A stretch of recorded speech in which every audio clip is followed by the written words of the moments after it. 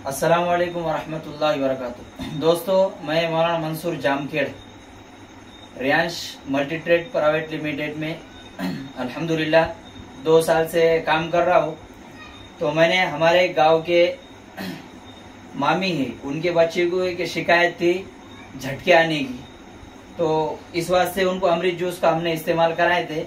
तो जब से अमृत जूस का उन्होंने इस्तेमाल कराए तो उसके बाद से लेके अभी तक कोई उनके बच्चे को झटका आया नहीं।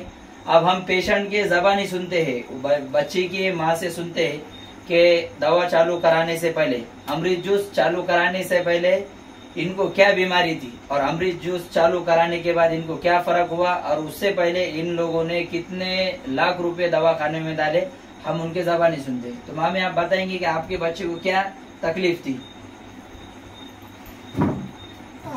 सर्वप्रथम मी माझं सांगते।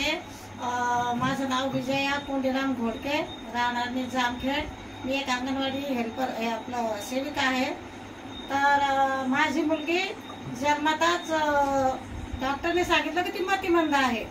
तर तिला जन्मल्याच्या नंतर 1 वर्ष झटके आले आणि नंतर तिला एवढे झटके आले 7 महिन्याला, 8 महिन्याला, कधी 1 वर्षाला, कधी 2 वर्षाला। मी इतकी परेशान झाले तरी एवढे दवाखान्यामध्ये दाखवले, मोठे मोठे तज्ञ डॉक्टर, पुणा, औरंगाबाद, बीड, जालना। तर मग नंतर मला असंच मग जवळजवळ मी 7 ते 8 लाख रुपये घातले त्याच्यामध्ये आणि बिलकुल फरक नाही पडला। आणि मग नंतर मला असंच एक मेसेज मिळाला की हे औषध आहे अमृत ज्यूस म्हणून, तर हे तुम्ही वापरून बघा म्हणे। तर मग मी पहिल्यांदा एक बाटली आणली आणि तिला त्याने मला सांगितलं होतं 7 ml द्यायला, पण मी थोडं कमी दिलं म्हणजे माझी परिस्थिती तशी होती, माझ्याकडे पैसे नव्हते एवढे सारख्या बाटल्या आणायला, म्हणून मग मी थोडं कमी दिलं तिला। पण माझ्या मुलीला एक झटका आला त्याच्यानंतर 2 महिन्यांनी आणि त्याच्यानंतर माझ्या मुलीचे झटके पूर्ण बंद झाले।